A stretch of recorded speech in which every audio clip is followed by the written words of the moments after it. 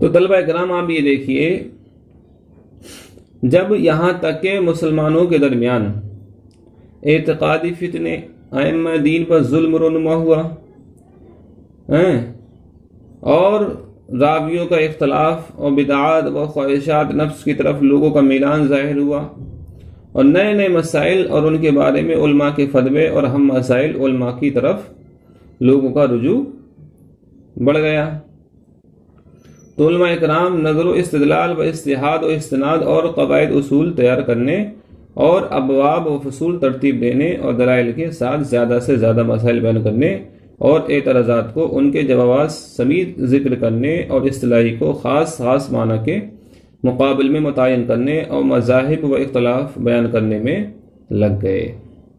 تو میں نے بات یہ چل رہی تھی کہ امام اعظم کے دور تک جو فتنے پیدا ہوئے، امام اعظم خلافت بنو عباسیہ میں پیدا ہوئے تھے۔ آپ نے ہارون رشید کے باپ کا زمانہ پایا تھا، منصور جو تھا، منصور اس کا، وہ بھی اگرچہ نااہل نہیں تھا، وہ منصور اچھا تھا، خاصا پڑھا لکھا تھا منصور۔ تو امام اعظم نے جب یہ دیکھا کہ لوگ قرآن کے بارے میں غلط عقائد رکھنے لگے، اور تب امام اعظم نے خود اپنے اجتہاد اور استنباط اور استدلال سے یہ قواعد اور اصول تیار کرے۔ اور اس وقت ایک فتنہ امام اعظم کے دور تک تو انہوں نے سر نہیں اٹھایا تھا معتزلیوں نے، لیکن امام احمد بن حنبل کے زمانے تک وہ ان کے ہاتھوں میں حکومت آ گئی۔ جس طریقے سے آج دیکھ لیجئے، آج جب تک جس قوم کے ہاتھ میں حکومت نہیں ہوتی ہے وہ خاموش رہتی ہے، اور جس قوم کے ہاتھ میں حکومت آ جاتی ہے پھر وہ اوپر کو تھوکنے لگتی ہے۔ جس ہمارے ہندوستان میں دیکھ لو، صوبہ اتر پردیش میں، صوبہ اتر پردیش میں آپ یہ دیکھ لیجئے کہ جب تک سپا کی سرکار رہی یو پی میں، کانگریس کی سرکار رہی انڈیا میں، تب تک مسلمان اوپر کو تھوکنے لگے، اور مسلمان صرف کس پہ توجہ دیتا ہے؟ پورے انڈیا کے اندر کھانے پہ، جو خان صاحب برادری ہے وہ کھانے پہ غور دیتی ہے، اور جو نیچے پچھلی برادری ہیں وہ بچہ پیدا کرنے پہ زور دیتی ہیں۔ پچھلی برادری جتنے بھی دلت اور نیچے طبقے کے ہیں، انصاری رہے، جھلائے رہے، دھوبی رہے، اور اوبیسی کے جتنے بھی نیچے کوالٹی میں آتے ہیں، سب بچہ پیدا کرنے میں، اور اوپر اونچی برادری کے وہ کھانے میں۔ نہ ہی ان کو کوئی دینی تعلیمات سے کوئی تعلق ہے، اور نہ ہی اپنے علماء کرام سے کوئی تعلق ہے، کوئی بھی تعلق نہیں، چاہے کتنی بھی خرافات، کتنی ہی بدعات پیدا ہو جائیں۔ اگرچہ سچر کمیٹی کے مطابق ہندوستان کے اندر 6% لوگ پڑے ہوئے ہیں مسلمان، اور 6% لوگوں کے پاس میں ڈگریاں ہیں، 3% لوگ پولیس میں بھرتی ہیں، اور 15% سے اوپر کسی بھی وبھاگ میں نہیں ہے۔ فیکٹری میں آپ دیکھ لیجئے، اچھی پوسٹوں پہ مشکل سے 3% ہے۔ تو کانگریس نے صرف اپنے استعمال کے لیے استنجے کی ڈیلے کی طرح استعمال کیا ہے، اپنے فائدے کے لیے، اپنے مقصد کے لیے۔ جیسی الیکشن آ گیا، ان کو کوئی چنچنا، کوئی لولی پاپ دکھا دیا، اور پھر مسلمان تو کھانے کا ہے، بس بریانی چاہیے، بریانی دکھا دو رامپور مراد آباد والوں کو، ارے بھائی ہم تو کانگریس ہی کو دیں گے۔ اب یہ ایجنڈا جو تھا ہندوستان میں ختم ہو گیا۔ بی جے پی والوں نے جو اپنا ایجنڈا تھا، کون سا؟ ہندو والا، کٹروادی ہندو والا، وہ انہوں نے کھڑا کر دیا، اور کانگریس سیکولر طریقے سے چلتی ہے۔ اگرچہ رام راج دونوں ہی ہیں، براہمن اصل پوچھو تو براہمن کون ہے؟ کانگریس ہی اصلی براہمن ہے، اور بی جے پی والے اصلی براہمن نہیں ہیں۔ بہرحال کہنے کا مطلب یہ ہے، تو ہندوستان میں جس کے ہاتھ میں حکومت آ جاتی ہے، جس کی لاٹھی اس کی بھینس۔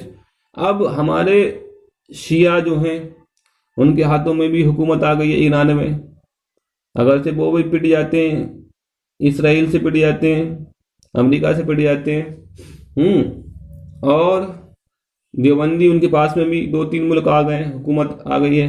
اب سنیوں کے پاس میں حکومت تھی تو وہ صدام حسین تھا بولنے والا، وہ بھی ختم ہو گیا۔ اب لیکن اب جو ہے مسلمانوں کی قیادت کرنے کے لیے 3 ملک آپس میں لڑ رہے ہیں، ایک تو سعودی عربیہ، ایک پاکستان جو بیچارہ دوسروں کو ٹکڑوں میں پلتا ہے، اور ایک ہے ترکی۔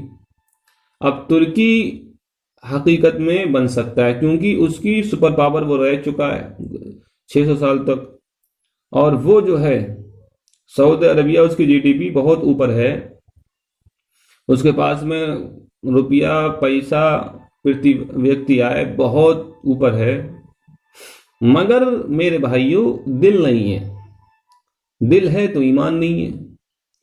وہ تو سب بکے ہوئے یہودی کی شکل میں کیا ہیں، سعودی ہیں،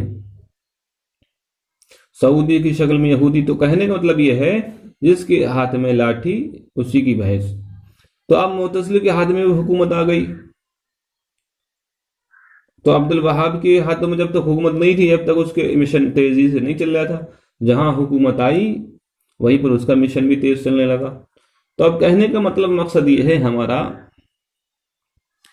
تو اب اس وقت معتزلی کے ہاتھوں میں حکومت آ چکی تھی، تو اس نے کیا کرا، جو ائمہ ارباب تھے، جو ان کے خلاف فتویٰ دینے والے مولوی تھے، جس سے ہمارے ہندوستان میں جتنے بھی مفتیان اکرام تھے جنہوں نے فتویٰ دیے تھے، تو ان کے خلاف مقدمے ٹھوک دیے اور ان کو سزائے موت دے کر کے ہمیشہ ہمیشہ کے لیے سلا دیا۔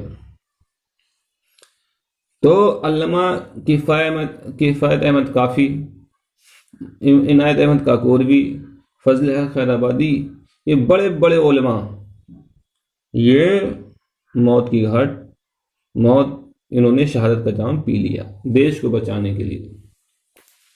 آپ اتنی بات سمجھے؟ لیکن علامہ فضل حق خیر آبادی نے بہت زیادہ پریشانی اٹھائی تھی۔ تو کہنے کا مطلب ہمارا مقصد یہ ہے طلبہ کرام، تو امام احمد بن حنبل کے زمانے میں معتزلی پیدا ہوئے اور انہوں نے قرآن کو مخلوق کہنا شروع کر دیا۔ جب قرآن کو مخلوق، اور اس وقت امام اعظم کا وصال ہو چکا تھا، وہ بھی وصال آپ کا جیل میں گئے تھے تب آپ کا وصال ہوا تھا۔ تو امام احمد بن حنبل پہ دن و رات زد و کوب کی گئی، کوڑے برسائے گئے، لیکن امام احمد بن حنبل نے کسی بھی صورت میں یہ جو ہے اپنے عقائد کو نہیں بدلا، اور ہر ایک جو بھی فاسد طاقتیں تھی ان کا ڈٹ کے مقابلہ کرا۔ ائمہ حضرات پر ظلم شروع ہوا